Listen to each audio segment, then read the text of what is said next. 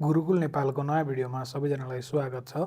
आजको यस भिडियोमा हामी क्लास 12 को चाहिँ एनइबीको एक्जाममा सोधिएको नेपालीको चाहिँ क्वेसन पेपर सोल्युसन गर्न गइरहेका छौँ। यो भिडियोबाट चाहिँ हामीले अब क्लास 12 को एक्जाम दिने स्टुडेन्टहरूको लागि र अब आउने एनइबीको क्लास 12 को एक्जामको लागि चाहिँ एकदम इम्पोर्टेन्ट हुनेछ। अब हामी ढिला नरिकन क्वेसन पेपरको सोल्युसन गरौँ। सबैभन्दा अगाडि चाहिँ 1 नम्बरमा हामीलाई के क्वेसन दिएको छ भने दिएको अनुच्छेदमा रेखाङ्कन गरिएको शब्दहरूको चाहिँ अक्षर संरचना देखाई अक्षर सङ्ख्या लेख्नुहोस् भनेको छ। हामीलाई क्वेसनहरू दिएको छ वातावरण, बहस र उपाय। अब यो तीनवटा शब्दहरूको चाहिँ शब्द अक्षर संरचना गर्नुपर्ने छ। अब यसको एन्सर हेरौँ हामी यहाँ। वातावरणको चाहिँ हाम्रो 4वटा हुन्छ होइन, ब, त, ब, र है त। यसरी हामीले वातावरण बनाउन सक्छौँ है। वातावरण भनेपछि बलाई आ वातावरण भनेर 4वटा हुन्छ। त्यस्तै गरी बस भनेको चाहिँ ब हस भनेपछि दुईवटा शब्द भयो नि त, ब हस भनेपछि दुईवटा भयो। उपायको चाहिँ उ पा ए हुन्छ है, त्यसरी 3वटा हुन्छ। यसरी हामीले यो अक्षर संरचना गरिसकेका छौँ। यो चाहिँ हरेक 1 नम्बर क्वेसनमा जहिले पनि यही अक्षर संरचना सोध्ने गर्छ हाम्रो 12 कक्षाको नेपालीको एक्जाममा। 2 नम्बरमा चाहिँ हामीलाई दिएको अनुच्छेदलाई शुद्ध गरी पुनर्लेखन गर्नुहोस् भनेको छ। अब यसलाई हामीले यहाँ शुद्ध गरेर लेखेको छौँ। एकदम सजिलो छ है, शुद्ध गरेर लेख्न एकदम सजिलो हुन्छ, त्यसलाई हामीले भन्न नै परेन। 3 नम्बरमा चाहिँ कुनै एक प्रश्नको उत्तर दिनुहोस् भनेको छ। क नम्बरमा चाहिँ दिएको अनुच्छेदबाट एउटा पारिभाषिक शब्द र एउटा अनुकरणात्मक शब्द पहिचान गरी तिनलाई वाक्यमा प्रयोग गर्नुहोस् भनेको छ। अब पारिभाषिक शब्द भनेको चाहिँ त्यस्तो शब्द हो जसले चाहिँ कुनै एउटा संस्था अथवा कुनै फिल्ड सम्बन्धीलाई परिभाषित गर्छ भने त्यसलाई पारिभाषिक शब्द भनिन्छ। अनुकरणात्मक शब्द भनेको चाहिँ जस्तै एकदम अनुकरणात्मक गर्ने खालको शब्दहरू हुन्छ, जस्तै हाम्रो फटाफट हिँड्नुलाई फटाफट, यस्ता खालका शब्दहरूलाई चाहिँ अनुकरणात्मक शब्द भनिन्छ है। यहाँ मैले लेखिदिएको छु पारिभाषिक शब्द चाहिँ हाम्रो राज्यकोष हुन्छ। शिक्षामा लगानी बढाउन सरकारले राज्यकोषबाट अतिरिक्त बजेट छुट्याएको छ भनेर यसको एउटा वाक्यमा प्रयोग पनि गरेका छौँ। अर्को भनेको अनुकरणात्मक शब्द फटाफट हुन्छ। म विद्यालय फटाफटबाट घर चाहिँ फटाफट घर जान्छु भनेर दुईवटा मैले एन्सर लेखिदिएको छु, वाक्यमा प्रयोग पनि गरिसकेको छु। अब हामी ख नम्बरमा पुगेको छौँ। ख नम्बरमा चाहिँ दिएको अनुच्छेदबाट एउटा उखान र एउटा टुक्का पहिचान गरी तिनलाई वाक्यमा प्रयोग गर्नुहोस् भनेको छ। यो अनुच्छेद हामीले पढ्न पर्यो। अब यसमा भएका उखान र टुक्काहरू हेर्दाखेरि चाहिँ हाम्रो उखान भनेको चाहिँ हाम्रो जब पर्यो राति तब बुढी ताती भन्ने एउटा उखान हुन्छ। यसको वाक्यमा प्रयोग गर्दाखेरि चाहिँ हामीले कसरी लेख्न सक्छौँ भने जब पर्यो राति तब बुढी ताती भने चाहिँ परीक्षाको अघिल्लो दिनबाट पढ्न थालेर कहाँ पास भइन्छ त भनेर एउटा मैले वाक्यमा प्रयोग गरेको छु। ख नम्बरमा चाहिँ टुक्का हाम्रो के रहेको छ भने ओठमुख सुक्नु रहेको छ। ओठमुख सुक्नु भनेको चाहिँ छोराको स्वास्थ्य एकाएक बिग्रिएपछि आमा बुबाको ओठमुख सुक्यो भनेर मैले एउटा टुक्काको पनि वाक्यमा प्रयोग गरिदिएको छु। यसरी हामीले ख नम्बर पनि गरिदिएका छौँ, क नम्बर पनि गरिसकेका छौँ। अब हामी 4 नम्बरमा पुगेको छौँ। 4 नम्बरमा चाहिँ दिएको अनुच्छेदमा रेखाङ्कन गरिएका शब्दहरूको पदवर्ग पहिचान गरी लेख्नुहोस् भनेको छ। यसमा चाहिँ हामीलाई जान्ने, लि, घडी अनि र अनि उनी त्यो पछाडि अनि गर्थे भन्ने शब्दहरू दिएको छ। अब यसको चाहिँ हामीले पदवर्ग र शब्दवर्ग चाहिँ पहिचान गर्नुपर्ने छ। यसमा चाहिँ हामीले अब एन्सरहरू मात्र लेखिदिएको छौँ। यदि तिमीहरूलाई चाहिँ पदवर्ग शब्दवर्गको सबै फर्मुलाहरू यो कसरी हुन्छ होइन र ठ्याक्कै मिलाउन चाहन्छौ भनेदेखि चाहिँ मैले एउटा भिडियो अपलोड गरेको छु। पदवर्ग शब्दवर्ग गुरुकुल नेपाल भनेर युट्युबमा सर्च गऱ्यो भने चाहिँ त्यो भिडियो भेटिन्छ। त्यो भिडियोमा चाहिँ मैले क्लियरसित सबै फर्मुलाहरूको साथसाथै चाहिँ त्यो एउटा भिडियो हेरिसके पछाडि चाहिँ क्लियरसित बुझ्ने तरिकाले गरिदिएको छु है। त्यो भिडियो हेरेर चाहिँ तिमीहरू एक्जाममा गयो भने 100% तिमीहरूको क्वेसन चाहिँ राइट हुन्छ। अब यहाँ चाहिँ हामी यसको एन्सर मात्र हेरौँ। जान्ने भनेको चाहिँ हाम्रो विशेषण हुन्छ, किनभने नामको अगाडि आएको छ है, र धातुमा नेदोएको जोडियो भने विशेषण हुन्छ, त्यही भएर जान्ने भनेको विशेषण भयो। लि भनेको हाम्रो क्रिया विशेषण हुन्छ, किनभने धातुमा ए र इ ननाले जोडियो भने क्रिया विशेषण हुन्छ, त्यही भएर लि भनेको क्रिया विशेषण भयो। घडी भनेको हाम्रो नाम भइहाल्छ। र भनेको हाम्रो संयोजक भयो। उनी भनेको हाम्रो सर्वनाम भयो। गर्थे भनेको हाम्रो के भयो, क्रियापद भयो। यसरी हामीले 4 नम्बरको पनि गरिसकेका छौँ। अब 5 नम्बरमा चाहिँ दिएको अनुच्छेदबाट दुईवटा तत्सम र दुईवटा आगन्तुक शब्द पहिचान गरी लेख्नुहोस् भनेको छ। अब हामीलाई एउटा अनुच्छेद दिएको छ, यसमा हामीले हेरेर अब लेख्दाखेरि के हुन्छ भने तत्सम शब्द भनेको प्रवेश र क्षेत्र हुन्छ भने आगन्तुक शब्द भनेको जागिर र सहर हुन्छ। तत्सम शब्द भनेको संस्कृतबाट आएको शब्दहरू तत्सम शब्द भयो भने आगन्तुक भनेको विदेशी भाषाहरूबाट आएको शब्दहरू आगन्तुक शब्द हुन्छ। अब हामी 6 नम्बरमा पुगेको छौँ। 6 नम्बरमा कुनै एक प्रश्नको उत्तर दिनुहोस् भनेको छ। क नम्बरमा दिएको अनुच्छेदबाट 3वटा उपसर्ग व्युत्पन्न र 3वटा प्रत्यय व्युत्पन्न शब्द पहिचान गरी तिनको निर्माण प्रक्रिया देखाउनुहोस् भनेको छ। अब यो अनुच्छेद हामीले पढ्नु पर्यो। यस अनुसार चाहिँ हामीले निकाल्दाखेरि के हुन्छ, उपसर्ग भनेको हाम्रो अभिभावक भयो, त्यो भनेको अभि प्लस भावक। परिवेश हुन्छ परि प्लस वेश। अर्को हुन्छ हाम्रो उत्पादन, उत् प्लस पादन भनेको उत्पादन भयो। प्रत्यय शब्दहरू भनेको सामाजिक भयो, समाज प्लस इक। राष्ट्रिय भयो, राष्ट्र प्लस ए। र हाम्रो शिक्षित हुन्छ, शिक्षा प्लस इ त शिक्षित भयो है। यसरी हामीले 6 को क को पनि गरिसकेका छौँ। ख नम्बरमा दिएको अनुच्छेदबाट 3वटा समस्त शब्द र 3वटा द्वित्व व्युत्पन्न शब्द पहिचान गरी 3 समस्त शब्दको विग्रह र द्वियुक्त व्युत्पन्न शब्दको चाहिँ निर्माण प्रक्रिया देखाउनुहोस् भनेको छ। हामीले अब यो अनुच्छेद पढ्नु पर्यो। त्यहाँबाट हेर्दाखेरि चाहिँ हामीले के भेट्टाउँछौँ भनेदेखि समस्त शब्द भनेको लामखुट्टे हुन्छ, लामो खुट्टा भएकोलाई लामखुट्टे भनिन्छ। आजभोलि हुन्छ अर्को, आजभोलि भनेको आज र भोलि भयो। र घर आँगन हुन्छ, घर आँगन भनेको घरको आँगनलाई घर आँगन भनिन्छ। यो हाम्रो तीनवटा समस्त शब्द भयो, त्यसलाई हामीले विग्रह पनि गरिसकेका छौँ। अब द्वियुक्त शब्दहरू चाहिँ हामी लेख्दैछौँ है। द्वियुक्त शब्दहरू चाहिँ के हुन्छ? आफ्नो आफ्नो हुन्छ, त भनेको आफ्नो भनेको आफ्नो प्लस आफ्नो आफ्नो हुन्छ। सरसफाइ हुन्छ, सफाइ प्लस सफाइ। गाउँ गाउँ हुन्छ, त भनेको गाउँ प्लस गाउँ गाउँ गाउँ। यसरी हामीले तीनवटा द्वियुक्त शब्द पनि लेखिसकेका छौँ। अब हामी 7 नम्बरमा पुगेको छौँ। 7 नम्बरमा चाहिँ कुनै एक प्रश्नको उत्तर दिनुहोस् भनेको छ। क नम्बरमा दिएको अनुच्छेदमा रेखाङ्कित पदहरूको कारकको पहिचान गरी कारकको नाम लेख्नुहोस् भनेको छ। हामीलाई यहाँ दिएको छ एउटा अनुच्छेद, त्यो अनुसार हामीले लेख्नुपर्ने हुन्छ। अब कारक र विभक्तिको बारेमा क्लियरसित बुझेको छैनौँ भने कमेन्ट गरेर भन्न सक्छौँ। म एउटा कारक विभक्तिको चाहिँ छुट्टै भिडियो पनि अपलोड गरिदिन सक्छु है। बारीमा भनेको छ, अब हाम्रो मा जोडिसके पछाडि यो सप्तमी विभक्ति भइहाल्यो है, अधिकरण कारक। कोदालीले भनेपछि ले आउने बित्तिकै के भयो? करण कारक भयो। लिएर आउँदाखेरि करण कारक कसरी हुन्छ भन्ने कुरा हामीले बुझ्नको लागि यसको बारेमा थाहा हुनुपर्छ। लेबाट द्वारा प्रथम विभक्तिको कर्ता कारक जसले काम गर्छ, त्यो काम गर्छ। अनि जुन काम गरिन्छ, जसको निम्ति काम गरिन्छ, जसको मद्दतले काम गरिन्छ, यस्तो कुराहरू हुन्छ। यहाँ हाम्रो कोदालीले चाहिँ करण किन भयो भनेदेखि केहीले काम गरेको छौँ हामीले, जसको मद्दतले काम गर्छौँ त्यसलाई चाहिँ करण हुन्छ। त्यही भएर यहाँ कोदालीको मतलबले हामीले खनेको हुनाले के भयो? कोदालीलेको चाहिँ करण भयो। यसरी हामीले बुझ्नु पर्यो। त्यस्तै गरी तरकारी भनेको कर्म हुन्छ।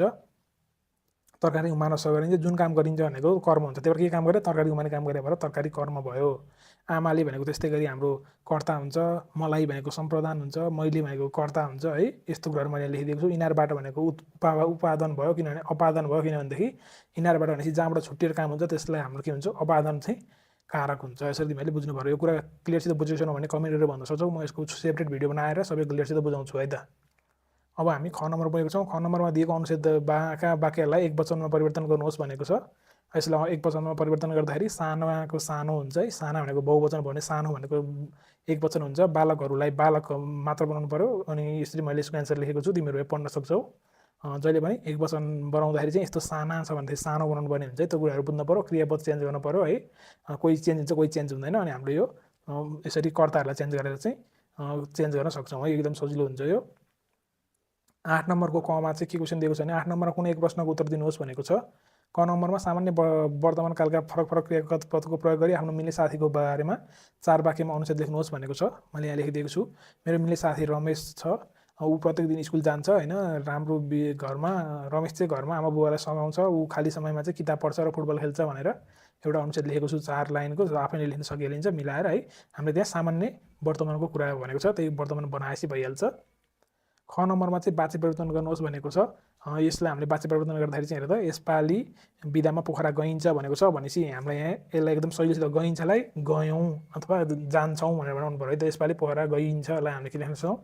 यसपालि बिदामा पोखरा जान्छु लेख्न सकिन्छ है त। यहाँ गइन्छलाई जान्छु हुन्छ। यो जुन काल हो त्यसमै बनाउनु पर्छ। जस्तै यहाँ गरिन्छको गर्छु बनाउने, हेरिन्छको हेर्छु बनाउने, त्यस्तै गरी लिइन्छको लिन्छु बनाउने। यसरी हामीले यसलाई चेन्ज गर्न सक्नु पर्यो। यो पनि आउँदैन भने कमेन्टहरू भन्न सक्छौ। म हरेक व्याकरणको हरेक टपिकको एक एकवटा सेपरेट भिडियो बनाउन सक्छु है त। तिमीले कमेन्ट गरेर भन्यौ भनेदेखि, आउँदैन भनेदेखि कमेन्ट गरेर भन। अब 9 नम्बरमा चाहिँ के क्वेसन दिएको छ भनेदेखि हामीलाई 9 नम्बरमा कुनै एक प्रश्नको उत्तर दिनुहोस् भनेको छ। क नम्बरमा दिएको अनुच्छेदमा रहेको 4वटा वाक्यलाई एउटै वाक्यमा संश्लेषण गर्नुहोस् भनेको छ।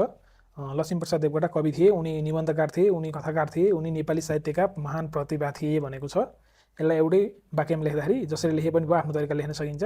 लक्ष्मीप्रसाद देवकोटा कवि, निबन्धकार, कथाकार तथा नेपाली साहित्यका महान प्रतिभा थिए भनेर यसरी लेख्न सकिन्छ है त। यसरी हामीले लेख्यौँ भने चाहिँ हाम्रो भइहाल्यो। अर्को क्वेसन रहेको छ ख नम्बरमा।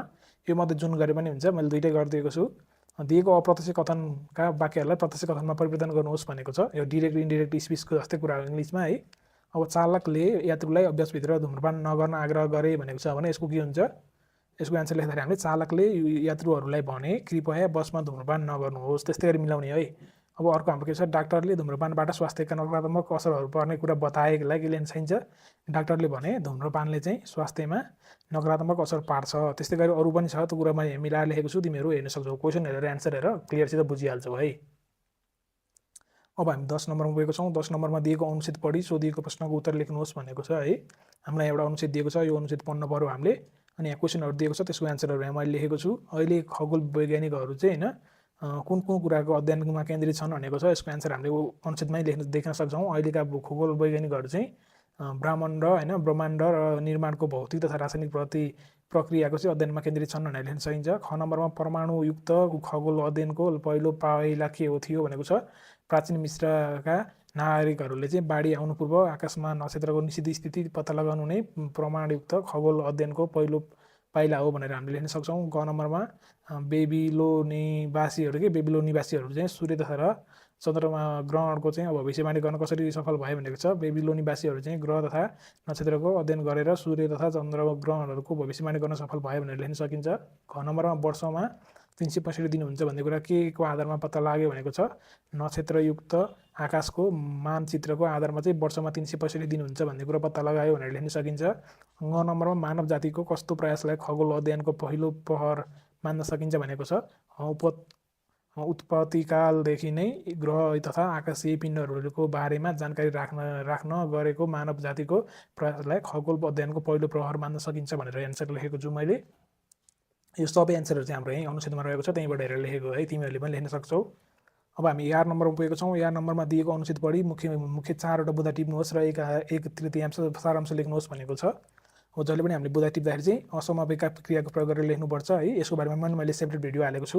बुँदा टिप्पो र सारांश गुरुकुल नेपाल भनेर सर्च गराउने भेटिहाल्छ, त्यसमा मैले क्लियर सिधो बुझाएको छु। यहाँ चाहिँ म एन्सर मात्र भन्छु। हामीले जहिले पनि बुँदा टिप्दाखेरि असमापिका क्रियाको प्रयोग गर्नुपर्छ। त्यो भनेको पूर्णविराम दिने खालको यो गरेका थिए यस्तो लेख्न भएन। जस्तै लैजानु पर्ने, हुनुपर्ने, राख्नुपर्ने, बनाउने यस्ता खालका क्रियाहरू प्रयोग गरेर मैले यहाँबाट 4वटा बुँदाहरू टिपेको छु है।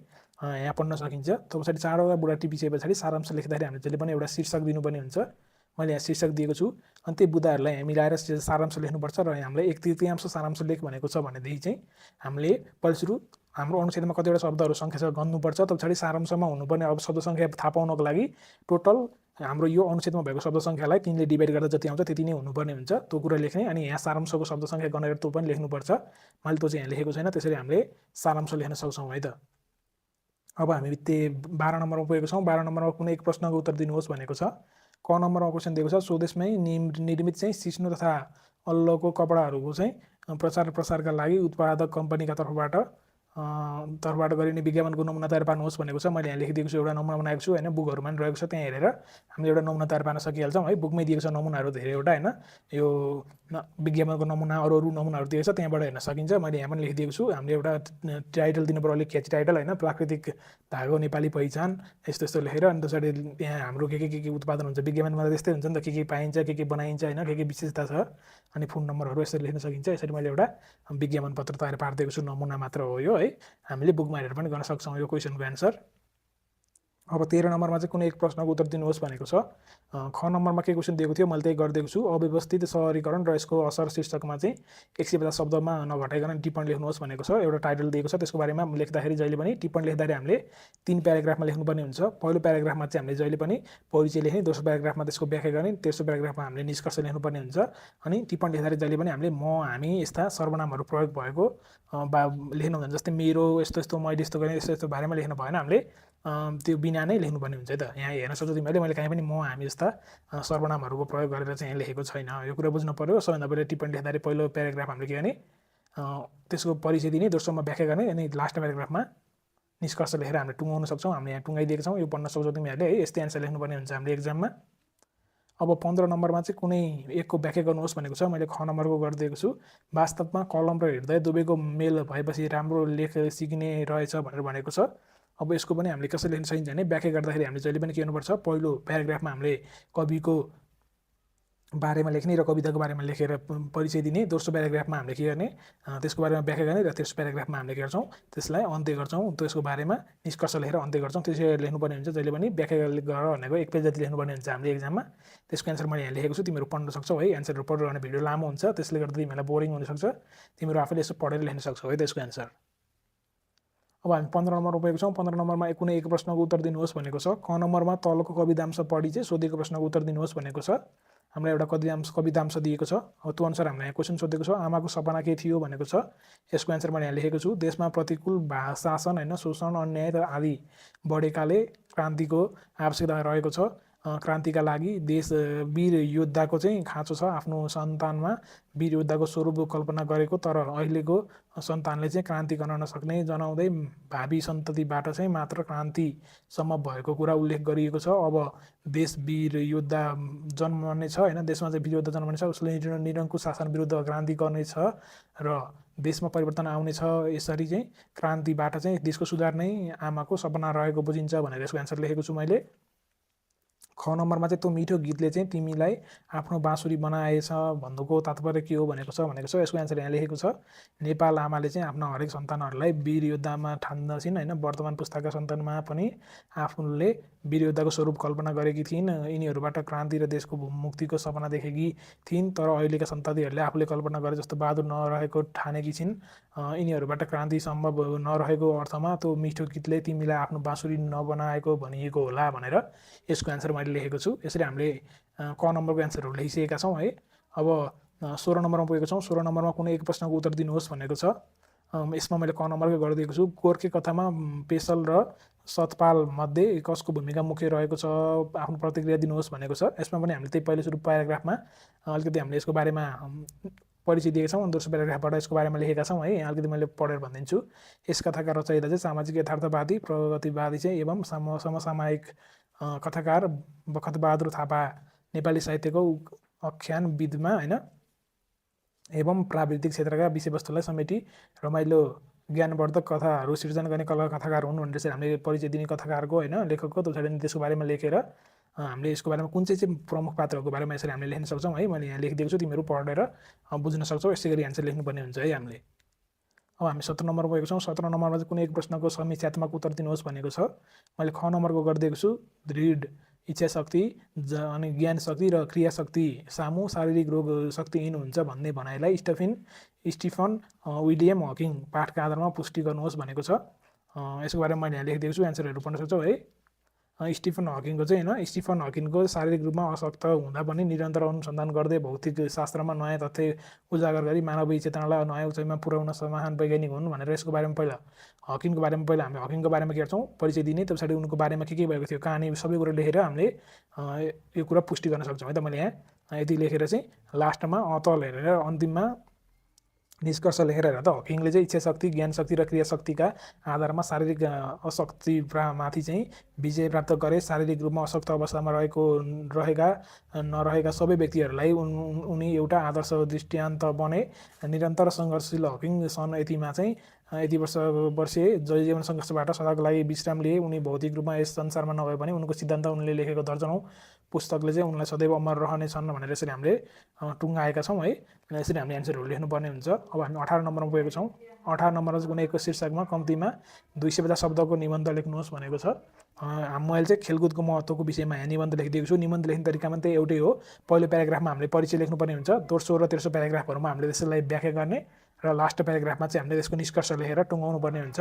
यसरी मैले यो क्वेसनलाई सल्भ गरेर चाहिँ क्लास 12को एनइबीले सोधेको यो वर्ष सोधेको क्वेसन पेपरको चाहिँ सोल्युसन गरेर सिद्धाइसकेको छु। अब आउने अर्को भिडियोमा म अरू सब्जेक्टहरूको पनि सोल्युसन लिएर आउनेछु। भिडियो लास्टसम्म हेर्ने सबैलाई धन्यवाद।